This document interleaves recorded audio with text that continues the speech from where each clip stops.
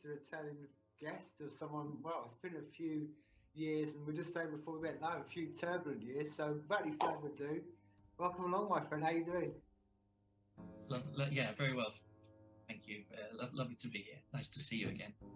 So, for people who may have, maybe listened to the last time we had a conversation, give people a brief synopsis of what the last few years have been like for you, my friend.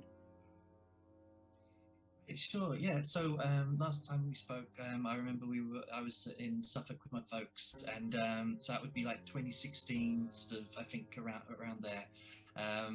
And at that point, I just left Newcastle, and I wasn't very well at the time. And I was in counselling, and I was sort of like both trying to get better, but also trying to sort of see if I can get into something that. In terms of a paid job that meant that I was personally involved, as well as it wasn't just for a paycheck.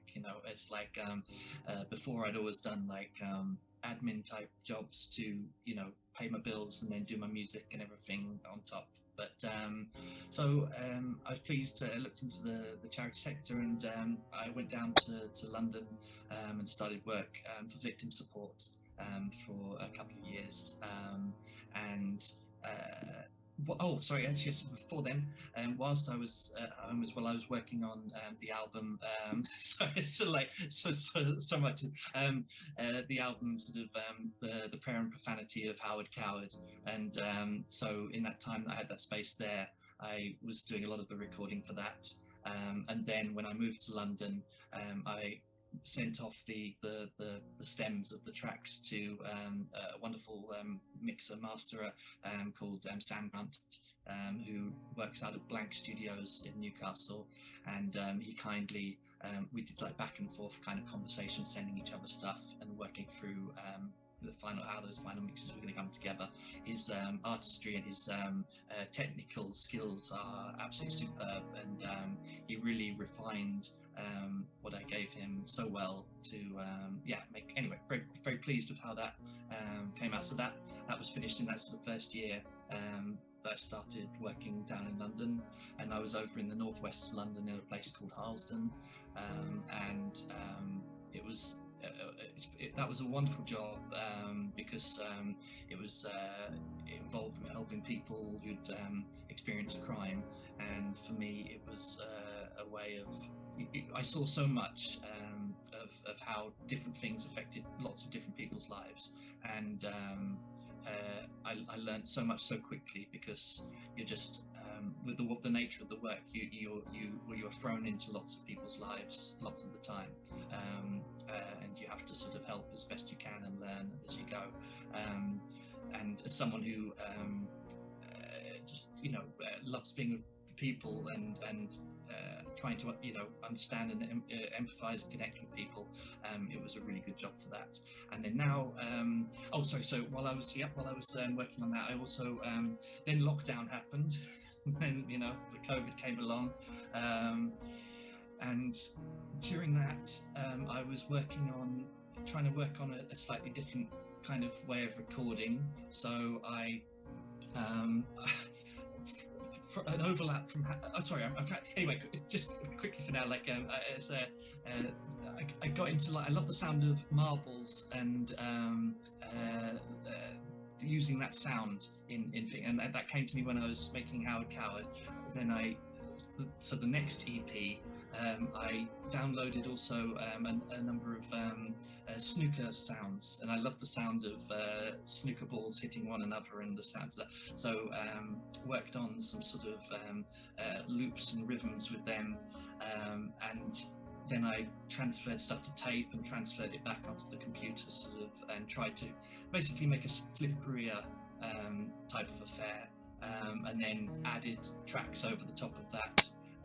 Basically, I wanted to try and create just kind of mood bits of music, and that ended up being "Give It All Away," which then came out through TQN Naught, which was a label that was a combination of TQ magazine, TQ zine, and Naught, a pre-existing label of no audience underground music, and they both do fantastic work. And yeah, now I work, and I moved across from victim support. I now work for Mine charity.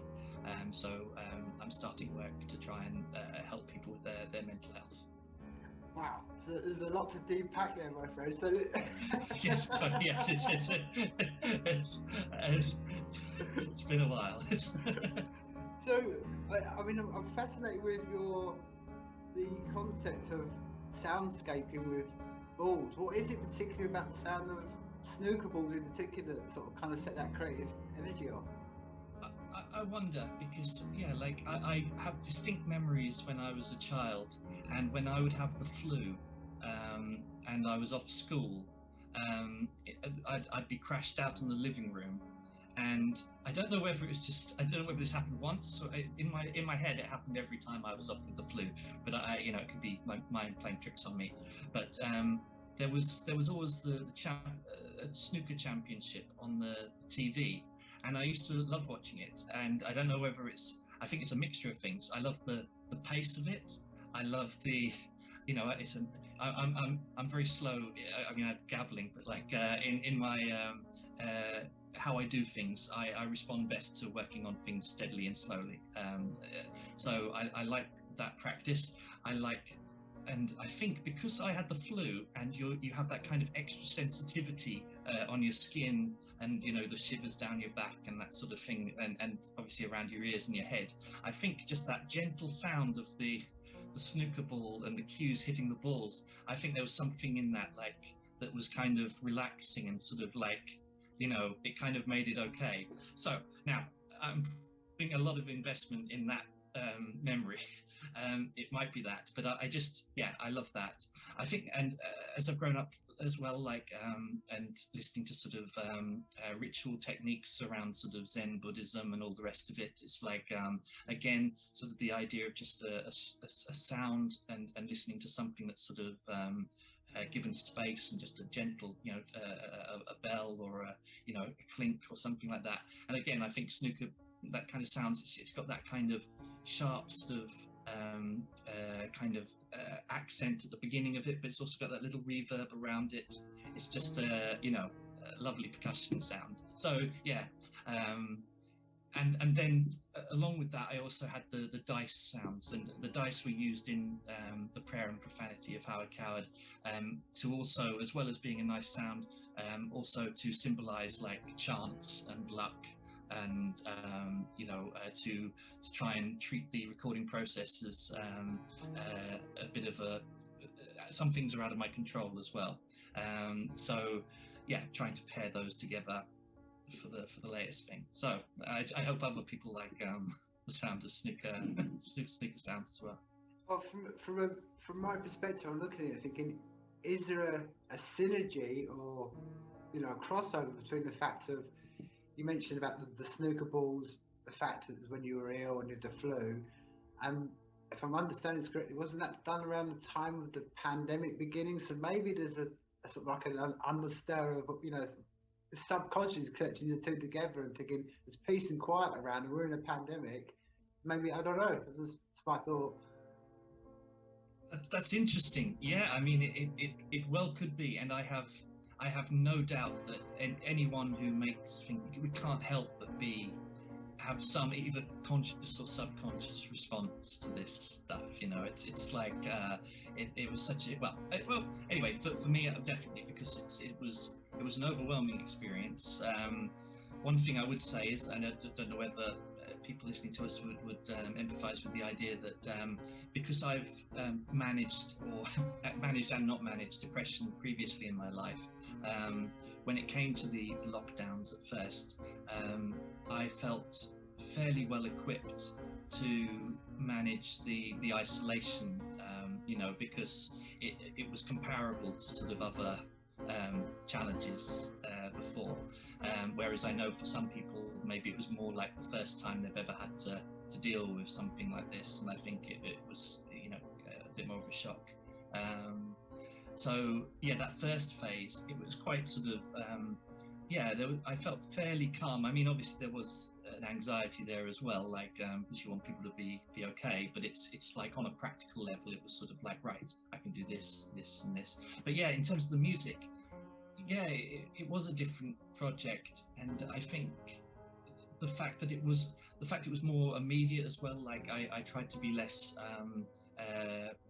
I'm usually sort of quite sort of go over things several times, you know, and sort of like make sure that the right thing is where it's. Whereas this time I was, you know, wanting to just try and chuck things out and see, you know, I guess be more in the moment, which had been growing sort of from ideas I've been having over the last few years anyway. But again, I think with the pandemic coming as well, it's sort of like, you know, and again, maybe this is something, everyone's dying, it's horrific, you know, this horrible thing. And it's just like, right, live for the moment, live for the, you know, like, you know, just be, you know, it's like, you never know. It's, you know, sadly, it's very acute, isn't it? It's sort of, you know, as with death before this pandemic as well, it's that reminder, you know, you're only ever a second away from not being here, you know. So it's like, do the thing, you know, do what you can while you're here. Oh, completely. I mean, it's. I think that's been one of the salutary points. I think it's been a great reminder to myself personally, and I try to always keep that in the focus of my mind. Is of how much. And it's kind of leads into House of Spin, really, how much things are always in constant flux, always in constant change. Yeah. And I think you can become, especially in this part of the world, you know, we could become too comfortable almost and sort of think, oh, it's all going to go on forever like this. And we're only, like we say, we're just one breath away, or one shifting of genes away from all understanding of how short and beautiful this thing, what we call life, it actually is. And not just being a cliche, but actually being a reality of like, wow, I've got through another day, and how great that is. And I think that's been brought home sharply focused to people in the last 2 years. Yes, yeah, absolutely. And I agree with you in the sense that we have many privileges, you know, in our part of the world, and it is, you know, anyway, and again, for my own life, I've been so comfortable, you know, and I like to try to think that I've tried to expand and empathize as much as I can as I keep going on, but it's that empathy is assisted by, you know, this drama, not drama, it's like this event, and it's really, and then you think of people that, you know, live in kind of catastrophe and sort of in, you know, places that are very vulnerable. You know, this is life, this is every day, this was always every day, you know. And it's sort of like, I mean, to me, it's like, you know, how to, God knows how I cope, you know, in such a, anyway, you know, this is why we need to, you know, try to make things better for everyone. But yes, yes, and with your creativity and like your art, so like you mentioned to me briefly in the messages, like, but in terms of like the lockdown, sort of like kind of as a over that period of time, how did it sort of, you know, vary in terms of your practice, sort of like, you know, maybe from the shock of the first change? I personally kind of, it's a bit crossover what you just said then. It's because of maybe the nature of being a creative person, particularly an artist and a writer. You know, it's very solitary. You do a lot of things anyway. So I kind of almost embraced the lockdown or something. You know, thinking, okay, it's almost like my whole life has been a preparation for this moment. I understand what it's like to be solitary, and I thought it was kind of a real. I used it, as I said before, as a kind of almost a daily mantra to think, like, I want to create more. This is a perfect opportunity too. You know, you're not going to, even the small things. I remember I was recording this just the other night. Just even in a small place that I live in, just not having the daily traffic on the way to school, and then being able to hear the birds. You know, and that I was sort of thinking, these are moments in life that you're never going to get again. So embrace those beautiful things. Yes, absolutely. Yeah, that sort of present moment of sort of even, yeah, it's like, yeah, yeah, I mean, and you can living in London at the time as well. It was so bizarre, like because I mean, things we shouldn't put up with, but like the smell of the road, the noise and everything. It's sort of like it's like, things that should be worked on, in general. But yeah, so when the pandemic hit, there were these sort of strange sort of, and again, I don't say it lies, because it's like that. It's in the wake of horrible things, but like, but we observed, yes, you can hear birds more, the roads are clearer, the sound, came down, there's a sort of more peace in the situation, which yes, as you say, like, I mean, we could either sort of focus on, oh, we need to get things back to or you go, right, this is the present moment, this is what I can do, this is what positive can be, me not doing something positive doesn't necessarily mean that someone else is, you can't, something bad happens to other people, it's that kind of idea. Like, I used to punish yourself for, like, because someone you feel you wish their situation could be different, that you shouldn't, try to do something positive yourself, basically. And anyway, so yeah, the music, was part of that, and it's but obviously the other kind of music which you were involved with before, and likewise, like, I mean, I like clout as well, and the live sort of side of things was obviously completely gone, sort of like through all this, which I think has been quite a sad permutation of all of this. Oh, well, 100%. I mean, that flip side of it, which again, I think maybe people do understand this, and I'd love to know your reflection on this, but I found that going out and doing live events since the sort of easing of the lockdowns, that people are appreciative of bands who are going out there and done it, and the ones who have done it all the way through, because there's been a big temptation through lockdown because we all became almost integrated with this machine in front of us. Everything was like, oh, I know what we'll do. We're as a band, we'll put something out online. We'll put it online. And I think, the bands who held back, the Seaman Demons were a perfect example. They were like, refused, like, no, we're not doing any of the online stuff. You want to come and see us, then you have to wait and come and see us. But people, I think, appreciate it. But I tell you, Tom, it's like, I mean, I was thinking this the other day. If you said to me or you 10 years ago when we were sat around at Breton thinking, okay, write a dystopic novel about, having to sort of show your phone to get into a gig, you wouldn't have, you would have thought, oh yeah, of course, wake up the next one. But there it happened, and I think that's been, and I don't think people really understood it. I think there's going to be an undertow for the next maybe 2 years, when we're going to actually pull the plaster up and see how really it has quite affected people just on the natural skills of meeting each other and hugging each other and socializing. That's and all the stuff that's been hidden, all, as you would know, you led to it, but all the domestic violence, all the abuse, all the stuff that's been hidden because it's all been focused in one direction. So, and that you find when you go out live is you find that people almost, it's kind of like, one of a better example, but it's like, you see a tribe of or a set of animals who have been in a jungle, been sort of caged up, and then they're sort of like let into the wild, and they're a bit skittish. It's a bit like that with people when they're going out in the mud. They're a bit, a bit way, and they're a bit unsure. I don't know how you feel about that. No, I agree. I mean, all these things, I guess, you practice and you learn behaviors, and you learn, in the same way, something doesn't just carry on, like, as in, there's been a change to people and to the situation, so therefore certain qualities will have been maybe improved, some will, but there'll be, as you say, there'll be a lot of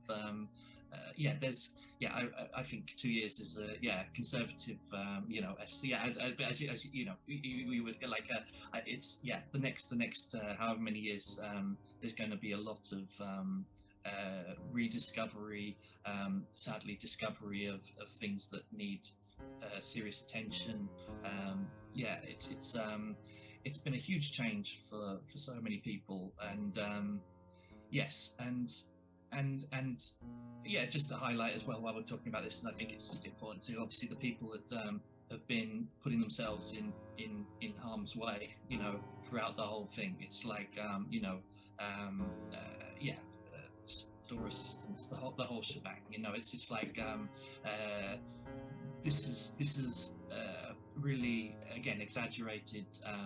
The haves and have-nots and all, you know, inequalities and all the rest of it. It's and again with that, I hope there's the opportunity for you know, positive social, you know, improvement. You know, like you know, I hope the people that recognise perhaps, you know, maybe that they've, you know, well, sorry, it's not on them, but like as in people who've been underappreciated, I hope that they are given the support and you know, mechanisms to try and show that actually we need to appreciate other people more. You know, unfortunately, the powers the powers that exist will try everything to you know, always make it not the case. But yeah, at least, but we have recent evidence now. We have recent examples of who was essential and who, you know, who did these things. You know. Yeah. 100%, my friend. And this is one of the things that's maybe the first time we as a species have kind of got to this point where it's all been out there and it can't just be erased. I mean, I've always thought that in the previous times, you know, that history is always written by the winners. They can just scrub out whole lines about what they did or how things, you know. Whereas this one, like you said, it's all been out there. People have been very public, one way or the other. And I think, like you said, maybe it's, I don't know. I kind of sometimes I feel like I feel very almost like I'm being too positive about something. But I've always said for a long time that maybe we're going through the caterpillar to the butterfly moment, and I've kind of thought, okay, we've gone through the consumption bit, like all the caterpillar wants to do is consume. Then it gets cocooned, and it can't move, and out of that arises a butterfly that the caterpillar wouldn't recognise. And I think that's maybe what the point we are right now, that we could be on the point of one of the greatest awakenings. I don't mean that in any other way than, you know, almost like a new renaissance. We could see new art, new music, whole new expressions come out of this thing that we've almost, like I say, we've been cocooned in. Out of that could that's my hope, rise something so much more, I don't know, so much more beautiful, so much more in every essence that we wanted, more than it was pre the moment where we all went to the cocoon. It's a long-winded way of saying it. I'm optimistic for that as well, and I don't see why it's not, well, why the people shouldn't lean into that optimism as well, because yeah, as there has clearly been this great change, and the thing about, you know, this kind of chaos change moment is that, you know, you can then form these things, and so yeah, I really hope for that as well, and you know, yeah, as society progresses, it's sort of like culture and the art, you know, it's important that people express what they want from this future, you know, what you want, and so, you know, and I'm saying yeah, it's you know, there are obviously challenges to that, but it's like but those that can, I hope will, and those that cannot, I hope I help to do it as well, you know. Just you reminded me of a side point. It's not quite what you were talking about. Obviously, this is the sort of the progression out of this. But I would like to just raise sort of Nabi Price did some wonderful paintings during the the pandemic lockdown of sort of various benches that had been sort of taped off, and you know, I was looking throughout the you know, when like from when it started through, and I was thinking, like, I wonder what bits of art are going to, you know, like which little things will kind of punctuate sort of, for me, sort of like around sort of responding to this, like, there's a certain idea of great artists are able to meet the moment as well, to sort of respond to what they're saying. And I think I think it was just it was a subtle sort of series of pictures, but it was just, I think it showed the kind of, that really harsh sort of oppression on sort of, regular people, just the idea of sort of like, joining someone sitting on a bench, sitting in public, that kind of fracturing of sort of like such important sort of community and connections. So I think what he did was it was just a perfect image and sort of series. I mean, I don't know whether that's his intentions, but that was what I got from looking at his stuff. Like, and also I'd just like to shout out to Mariam Rizai and the guys up at the old police house in Newcastle, because again, I appreciate what the Ceiling Demons are sort of saying there in terms of, some things that they don't translate online, and it is better to sort of say, no, I'm not going to do something that I think of as not what I want it to be, because this is the only medium to do it in, rather to say, right, we're just going to hold back. We'll give you the thing we want to give you when we can.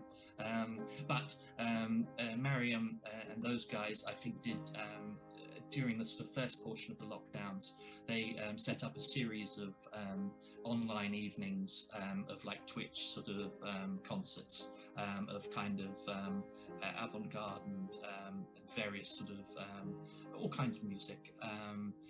And it was tailored. It was just a beautifully, I hate the word curated, but yes, curated series of evenings. And again, when we were all locked in, that felt communal, to sort of watch and kind of chat around it and sort of watch things and see.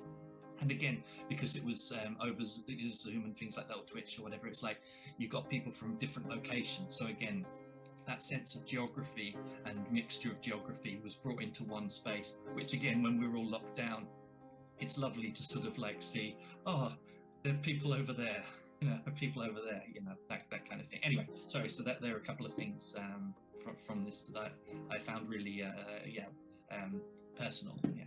No, I concur with you completely. Maybe to put a bit more nuance, but what I was meaning, and I think I don't want to speak for the band, but I mean, I think the idea of just, again, it's embracing it's that living in the moment, embracing what you've got around us. See, the tool we've got right now is amazing. We've spoken about this many times in public and in private, but the idea we can sit there all this distance away and have this conversation with right now, this is absolutely, it's incomprehensible if you went back 100 years ago. It's the stuff of science fiction, do you know what I mean?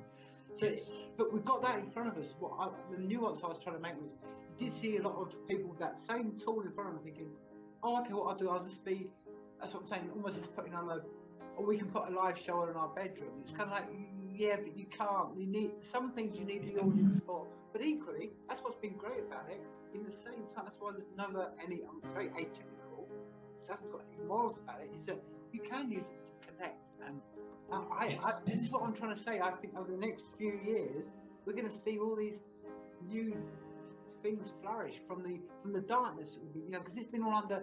Everyone has had the opportunity to connect with people from disparate parts of the world. You can be connected to someone in India, as you connect to someone in Argentina, before you meet someone in America and in Canada, and there you all are, a shared common love you've all got, and out of that will grow something new. This is like trying to say there's no right or wrong way of doing it, which is again something you're alluding to about the chairs. I found when you were saying that, it's what Van Gogh did. I mean, if you know a lot about Van Gogh, he used to paint a lot of his empty chairs, and it was meant to symbolise, whether it was him sat in it or someone he loved sat in it. The empty chair record, was a theme he played on. And I was just thinking about what you were saying, that how some things almost aren't new under the sun, but equally, at the time, people would have gone, oh, that's just an empty chair. It wasn't until afterwards people went, oh, wow, that's, and then they understood that. But what I'm trying to say is the artist, like you quite rightly said, or the musician or the writer, they will home in on something and whether it's picked up now or 5 years time or 10 years time. I think what's been encouraging for me is seeing that people have been creative. They haven't just sat there and walked, oh, I'm just going to slip into the machine and it all override me. They've been creative. I think we're going to see the flourishing of that in the next few years. I really do. I hope so. Yes. You just reminded me. Like, I didn't know. I feel like I should have known that, but I didn't know that. So thank you very much about the that Van Gogh story and showing like how with regards to the chairs. It made me think of. I don't know. Have you heard the Traveling Wilburys? Yeah. Yes, of course, yeah. And I'm thinking of the song "End of the Line" now. And in the music video, sadly, Roy Orbison had died by that point, so they just put a guitar on a rocking chair in the video, and it's sort of like, and it's like he's there with them, and it's just it's such a beautiful moment. Sort of like yes, the idea of the spirit of that person is with us. Yes, and also you made me think of Nabi's paintings as well again, because I think I'm clearly responding emotionally to seeing what well, not what he's seeing, but I'm seeing in the context of what's happening now in those pictures. But now I'm imagining, 10, 15 years or 20 years, someone looking going, it's just a bench, I don't, what am I looking at here, but it's like, and I hope they go through the, the finding out of, it's not just a bench. No, but I think, like I said, I think it's a sort of alluding to what you said earlier. It's about living in the moment, and I think that's what's encouraged me to see a lot of people I really respect creatively have actually almost a bit like you said, Tom. And that's what I was trying to say earlier on. It's because of since a long time back we think, okay, it's almost like we've been led to that moment where it didn't crush us. That's what's been optimistic to me. I've seen creative people flourish in the last 2 years. You could have easily thought, oh no, they're going to sink under this, but have flourished and thrived. And I don't think it's been seen yet, but it's been almost like you were saying earlier on. It's something that you've almost been prepped for, almost not knowing it for many years pre-hand. I don't know. No, I think yes, there are a lot of examples of people like that. I believe, and because I think yes, because again, sometimes like a significant event is the the can opener or whatever, so a better metaphor than that, but something that sort of like makes sense of the kind of building under the surface of something, and then it kind of allows it to sort of come out.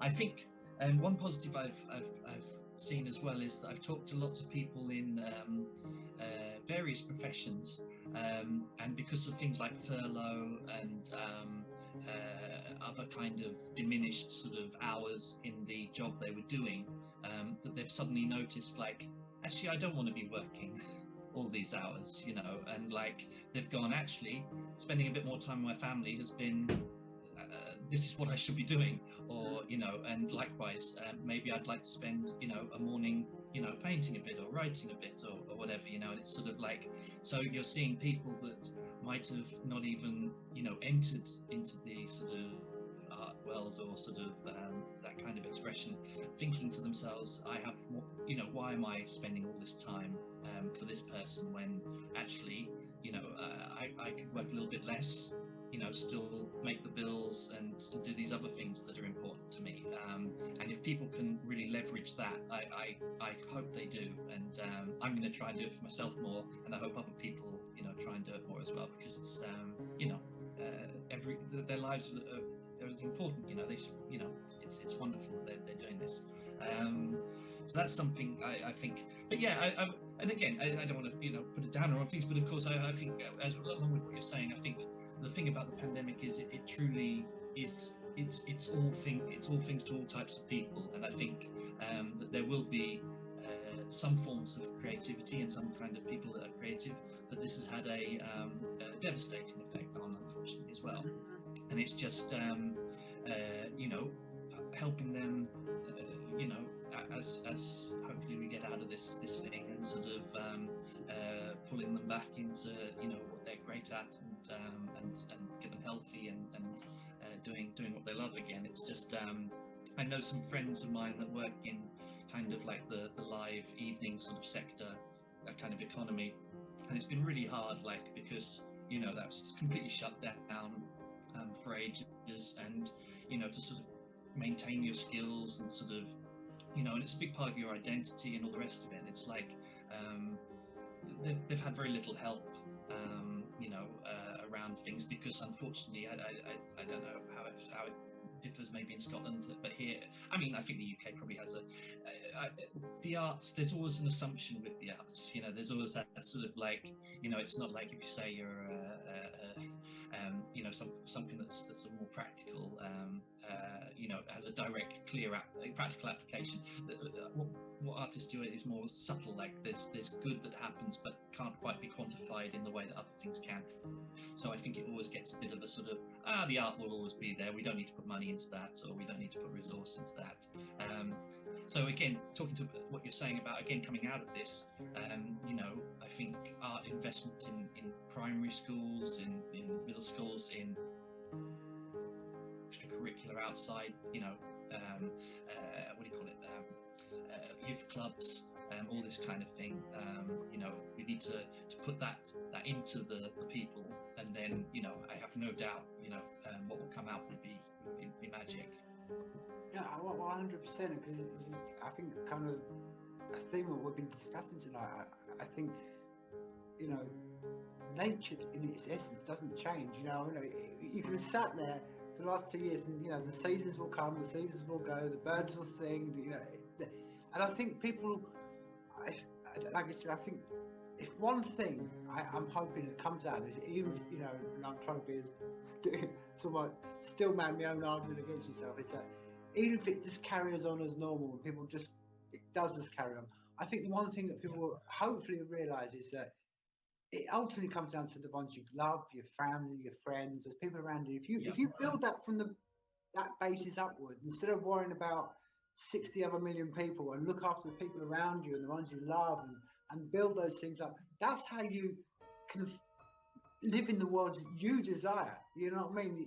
Yes. Like I'm saying, you can. Nobody has. We're fortunate. We're not at the point where nobody's got a gun at our heads at the moment saying, go and march out to a trench in France. We have got that freedom to go out every day and just appreciate the trees, appreciate the small bits of nature around us. And I think that small understanding, I'm hoping, is going to be the one thing that does shine through the last 2 years. That sometimes you don't appreciate the things, the small things, until they're taken away. And once they're taken away, people are like, oh, okay, I appreciate the things that have been. This relates to creativity. Things that have been made handmade. Is this piece of art being made handmade? Has it been not just been put through an industrial process? Is this piece of music something that's been come from the individual soul, rather than just auto-tuning it and thinking put 3 chords? I think that more of the, for want of a better word, the appreciation of the real, I think is going to be one of the things that will illuminate from where we go forward, regardless of what happens. Because it's easy to get very positive, but equally we could speak in a year's time and it could be like nothing's really changed, because ultimately I've lived my life, well, nothing really does change. Governments still go to war, still killing each other, still that going on. But hopefully, I try to put myself on the positive end of things and think, well, maybe this is the moment. Yeah, no, I think that's a courageous thing to do, and I think so. A couple of, I think, first of all, I think what you're describing is sort of fairly sort of like idea of anarchist sort of pockets, sort of which I mean, yeah, absolutely, of course. And it's like, and I can't see a better logic than, as you say, sort of like, because the people that you're around, that you can control that interaction. You can be, who are you going to be for that, for that community, and you can kind of make the best assessments because you know that. And I think this is quite strange about what's happened. I think is that simultaneously you've got people sort of locked down, so therefore geographically there is more sort of reliance on people around you, as opposed to how people perhaps were connecting more before. I mean, you saw examples of sort of probably neighbours that have never talked to each other, sort of like saying hello, you know. And I mean, you know, it's silly that it takes something so huge for that to happen, but here we are. So, you know, positive things like that. I think the counter of that, though, of course, is you've got this sort of mass media that is sort of reaching certain large amounts of people, and when they're stuck in sort of less social situations. So the possibility of someone feeling lonely and then relying on, you know, his master's voice or whatever, you know, that's sort of like you know, one channel or whatever through the internet becomes a slightly sort of well, there are dangerous aspects to that as well. As well as positives, of course. You know, again, we talked how like this kind of technology allows people that are sort of shut away to connect with people. And again, it depends on the content of what those people are sharing. But it's sort of, but yes, it's with certain people there's a vulnerability, and therefore, you know, like astroturfing, sort of political campaigns, etc., become sort of you know, quite possible, more possible, because people are feeling more vulnerable. But that's why I think what you're saying, as you say, like the seasons come around and life goes very, you know, this is going to happen, but if you invest in the local, you know, think globally, act locally, you know, this sort of then you can make a life that sort of you can say to yourself, you know, I did this is what I wanted to put out there. This is what I wanted to be, and I tried to be the best version of myself for you know, in an environment I got to know the most, you know. So yes, you know, and I'm saying this to someone. I mean, I've moved around lots as a person, and it's sort of like, and there's been various reasons for that, but like, I do hope that out of this situation, I might be able to spend a bit of a longer stretch of time where I am, and like giving myself personally to as much around me and people around me, you know, yeah. That's what I hope for the next little bit of time, anyway.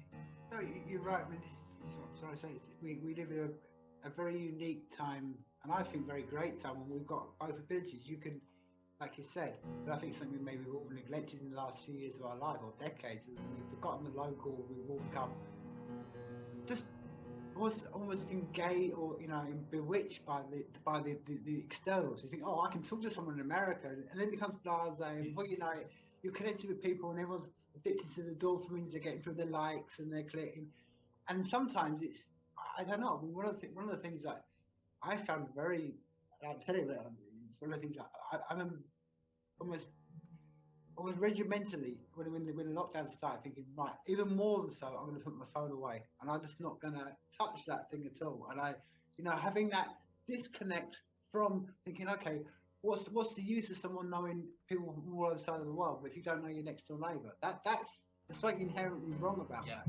But if you put the two together, Tom, that's what I'm saying. We're at this unique moment in human history where we have got the ability to connect far and wide at the speed of light, and yet we can go and meet someone to our doorstep. That's never been in the ballpark of human, you know, understanding ever before. No. Yeah, you're right. You're right, and it's and that's really exciting. I was doing some training today, like, and someone was talking about like sort of metaphysical sort of connection as well as sort of you know, the sort of as well as the sort of, you know, the physical and the sort of material sort of like and again, the internet is this expression of sort of like another you know, another expression of connection and life, and I guess so yes, so perhaps it's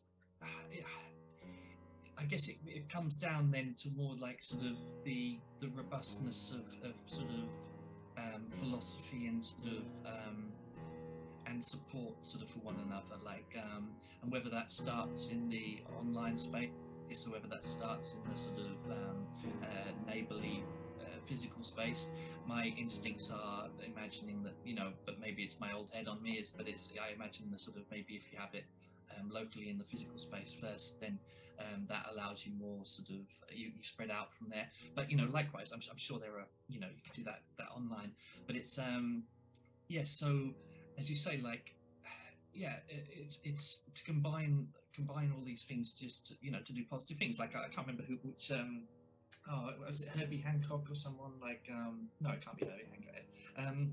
It might be, I can't remember. Anyway, it was no, it wasn't Herbie Hancock, sorry. But there's some musicians sort of like using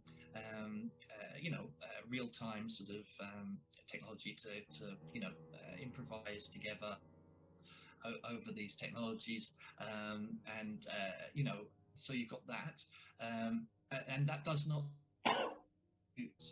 other dynamics to them, like playing out live and sort of doing that. But it's sort of like, if you've got enough kind of focus and sense of what positives you're trying to achieve, you can do that, and then you do the next thing, and then you do the next thing. For someone like me, it's like, I would like to do that more, but I need emotional sort of space. Like, basically, even if it's something I enjoy, I get exhausted by too much interaction. So I can have a couple of days of sort of like seeing people, but then I need a few days where I'm just by myself. But knowing if I have the support, I can do those other things. And yeah, it's just trying to organize that. I've in the past, I've misjudged this, and burnout and all that kind of thing now. Well, so maybe again, before this sort of wraps up in an hour, we've got the hours coming up to us. I really kind of want to really kind of hear your thoughts, and what was the inspiration book behind House of Spin? And again, if people listen to this, how can they get involved? And just give people kind of an overview of it. Obviously, where they can go and look at it online themselves. But from the the creator's mouthpiece, give us more of an overview. Thank you very much. I'm really pleased. Thanks for asking me about this. It's like, I do want to shout about it a little bit. It's like, as I say, it's right at the beginning of things at the moment, but it's so, I have, it's very hard being in a world where so much of music and art in general is sort of like there are so many sort of temptations of capitalism, sort of like grab it, and if, I'm not immune to this, and it's sort of like, but I've got myself into all kinds of tricky sort of mental sort of issues around sort of like, how can I be genuine and do things, but at the same time, and it got to a point where it's just like, no. So now I'm so pleased to be doing something else in my daytime where like that covers my bills, and it's like, and it's also something I'm passionate about as well, so I'm pleased that that's there. But that leaves me all this space to just go, right, so in terms of music now, I'm just gonna make this stuff, and if I am the only person who uses it for the lifetime, that's fine. If not, anyway. So House of Spin, basically, but I didn't want I'm prone to my own company, and working on, but I'm deeply passionate about supporting other people. Can you still hear us? There we go. Sorry, just pause. So like, so deeply, passionate about other music, and I love all kinds of music, and it's sort of almost too much. So it's sort of like, I wanted to sort of focus myself on sort of supporting music that's sort of fed a little bit more closely to some things that I've been making and want to make. So I came up with this manifesto of sorts, and like these sort of kind of ideas that sort of just kind of were broad enough, hopefully, to be inviting to a range of people doing all kinds of things. At the same time, it's a little bit of sort of pulling together of some sort of soul to it. And obviously this will change maybe as time goes on, but it's a starting point. And then I said to myself, so I'm going to do 3 magazines or online zines to begin with, one at the end of May, one in August or September, and one at the end of the year. and each of these is hopefully going to highlight a musician or an artist, and then the rest of the zine will be things that I put into it in terms of sort of smaller pieces of art. Likewise, if I can get any other contributors as well. But again, basically, there's no rules sort of to it as such, but apart from reading the manifesto and going, this one's kind of responding to, you know, that sentence in it, you know, and that's pretty much it. So yeah, and hopefully House of Spin, therefore, as it goes on now, and you know, that will be a kind of rock of sorts, and I will put my stuff into it, and hopefully it will also include other people's items as well. And I want to make things sort of free at the point of access, so they're downloadable sort of from that site, so that yeah, it just becomes an increased library. Yeah, as things go on. As I say, it's all my stuff at the minute, but like, I mean, there's a couple of other contributions from others on there, like remixes and things like that. But I'm hoping as you know, this year, next year, start to see sort of more of a mix of some people adding to it. And I welcome everyone to come and see the manifest, and if they've got something that they think, I'd like to contribute something there, please come and have a email chat, and yeah, we'll see what we can do, and if I can support it in any way. I'm trying to use a little bit of money from the job I have to, you know, try and give a little, you know, what I can to the artists at the moment to you know, to help create sort of things for it as well. But again, this is all at the beginning of things at the moment. Well, I mean, like I said, I love the idea of it. I think I think it's something that's been long required for a long time. Somewhere where people can. It's almost like to use the analogy earlier on. You know, a flower or a plant needs its base of soil, and you're almost providing that base of soil and saying, "Hey, I don't care what goes out of this, but this is the kind of like you are in this part, and this is roughly what we're roughly, like you say, what sparks you off." And it's going to be fascinating to see where this goes, where it fractionally goes, because as you know, the minds of creative can come up. They can look at one little bit of the manifesto, one little section, and think, and out of that could come literally 10 different things. It's amazing, the mind of the creative people. Absolutely, and this is what I want, and it's like yeah, it's yeah, and the things can mean different things to so many people, and I think it's just yeah, getting that sense, and yeah, so you know, the proof will be in hopefully the as time goes on. I hope maybe next time we speak, you know, there'll be some things on there, you know, maybe the start of things, and you'll sort of see like I'll be able to talk about a few examples of things, and you know, maybe show you the magazine, etc., sort of like from there. But it was just also, and it's also yeah, it's a way of helping me connect with others as well. Like again, sort of I know my instincts are to be inward, and it's sort of like, and that, but but I love people, and I love learning and knowing what they do, and it's kind of it's not that I'm forcing myself. I just have to. It's my conditions. I've got some things inside me. It's you know, I know, you know, that I love it. It's just getting past the sort of anxiety, getting out the door. You know, getting out the door. Yeah, it's that kind of thing. Well, it would be nice to think as well. I mean, you know, kind of like speaking, sort of running through this conversation. It would be nice to think maybe if we look back, I don't know, 5 years down the line, 2 years down, whatever it may be, but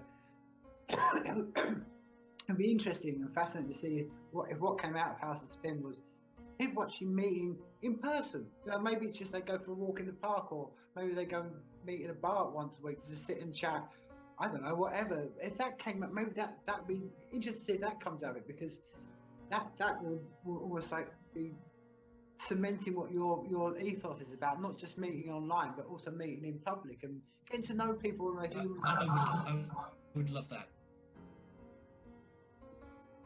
Yeah, I would absolutely adore that, and it's you know, I've seen other communities build in similar ways, and it's like you know, I'm humbled to the efforts that they've put in to get their things going, you know, yourself included, you know, but yeah, so this is me trying to do that, and I'm trying to be steady with it. I don't want to, you know, I've got the I've marked a patch, and it's just sort of like, let's, that's a good start.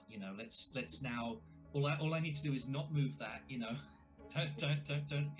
Don't get scared, and just sort of let's get surprised by some things. Yeah. So But I hope we'll be in contact more maybe about that, and see what we might be able to do together. I hope. Perfect. Well, look, Tom, it's been an absolute, as always with me and you, our conversations sort of tend to fly by. That's that hour, and I'm just measuring the time because I'm clocked by the hour. So before we do wrap this up, like I say, no. Thank you above all for giving me your time. I know how precious it is, but I'm going to leave you with the final word. Thank you for yours. I'm going to leave you with the final word, man. You can. I want to say thank you for your time, and it's been lovely to catch up. And it's yes, that's it. That's all I want to say. Yeah, it's been lovely. I'm really glad this has happened. And let's in other ways as well, and let's see what we can do. Perfect. Well, all I want to say is life is people. Well, they say that life is people, and that people are angels, and that angels are devils, and the devils are me and you.